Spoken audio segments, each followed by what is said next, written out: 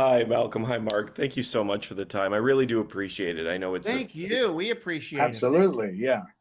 Merry Mm. Christmas, if you Merry will. Christmas to You you too. too. Merry Christmas. Yeah. Happy holidays. Happy holidays. Um, That's great. this is continues to be such a joy, I think, on Canadian television. I genuinely mean that. It's so much fun. Thank you. And Mark, I remember we actually spoke during the first season, Yeah. and now here we are in season three.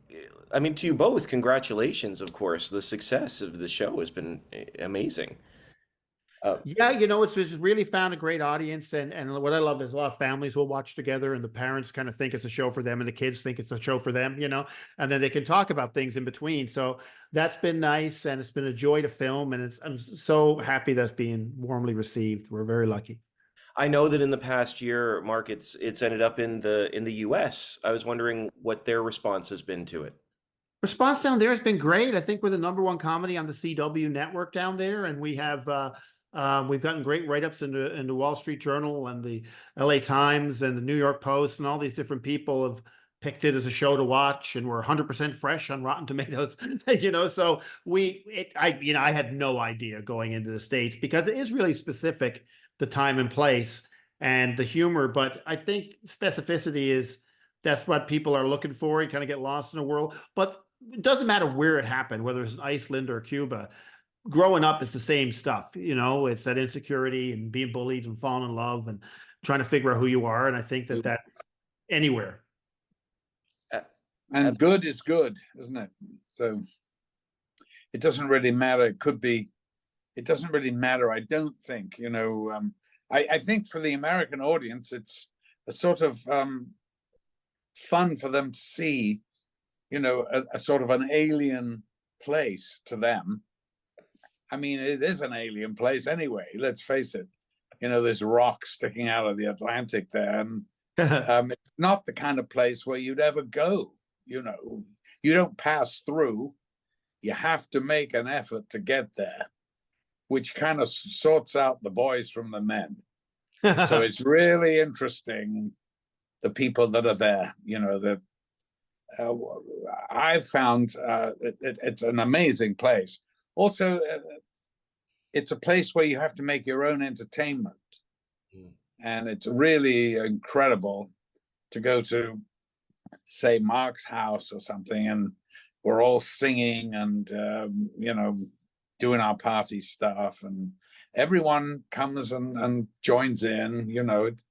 It's really fantastic. It's sort of like, I remember as a child, it used to be, in Yorkshire or in Liverpool way back, 60, 70 years ago. So it's, it's wonderful. Malcolm, you tapped into something here beautifully. And I haven't had the chance to ask you this before. I mean, this is not like stepping into a biopic of or any other role. You're stepping into someone else's life who is there with you, and Yeah. overseeing the series. What's that like for you? Well, I've never really felt that sort of pressure from Mark, because he's always said, do your own thing. And also, I'm not playing a specific person. I'm playing an amalgam of people, which takes any stress out of it completely. So I can sort of do my own thing in a way, but of course, use his beautifully written scenes. And if it's well written, you always know it's well written. That's always going to be good. Now, what can I do to have fun with it and maybe bring something else to it? It's usually have a bit of fun with it, and that's it, because it's well written. And when you first read the scenes, I'm always like, wow, oh, that's beautiful. I very often, I don't think I've ever been disappointed.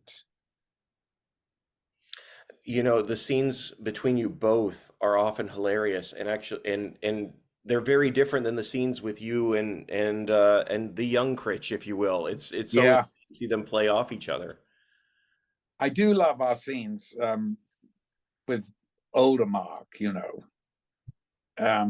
I love that. Well, what's his name? What's your name on the thing? Mike.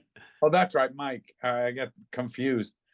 I love our scenes, and they are fun. And I think next year we'll plan to go in another. We'll have some fun with that, because I think that it's a little bit unexplored. A little bit. Yeah, no, very I much. know So we we had had one a fishing episode trip, season. Jilling. I know I get on him and all that, but I think I feel there's plenty to explore there somehow. As indeed, you know, with young Mark, they're obviously beautiful scenes, because he's a little bit like Obi-Wan Kenobi or something, you know, this who often gives really terrible advice, by the way.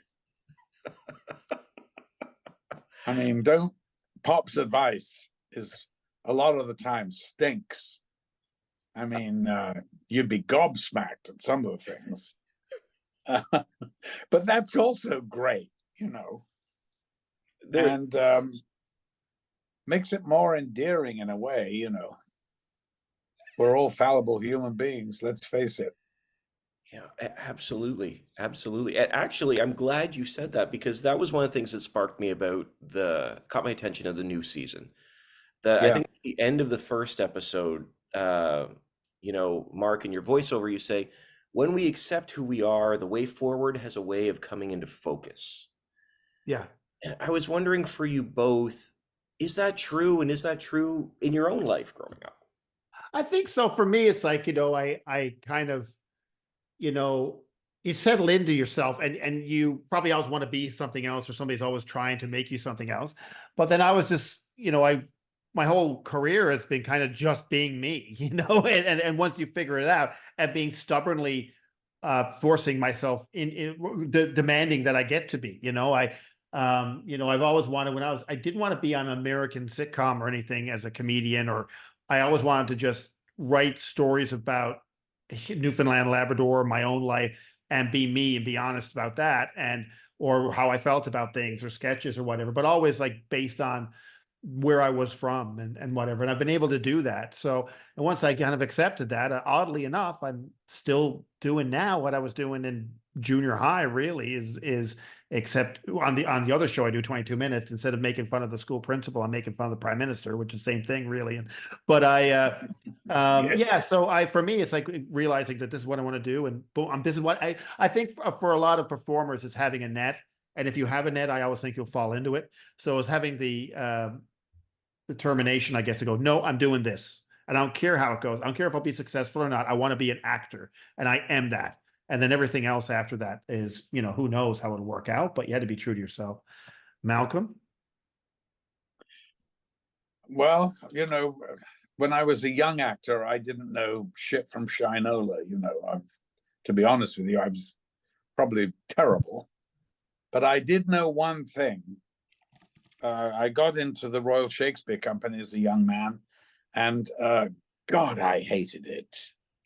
I hated the whole idea of actors being part of the sort of a government agency, a huge company where, you know, if you could do a lot of brown nosing, you know, and that kind of helped you get on. I hated all that. And I remember feeling, you know, I really want to be an actor in front of the camera. And in England, that was a sort of rarity, and people used to look down on it like you were an idiot, and you weren't classical, you know, or anything like that. But of course, my mind was set on it, and I was very determined. And every time I could get close to being cast in a film, you know, I would do it. And I remember for the first 8 times it was me and the other guy, and the other guy always got it. And I think, God, I could have sworn I was going to get this one. But luckily for me, I was saved, you know, for a really great one. And which was Lindsay Anderson, who became a dear friend, you know, until the day he passed. So I was really lucky, and that set me on my way. And yeah, so I don't know whether that was the question you asked, but anyway, I answered it.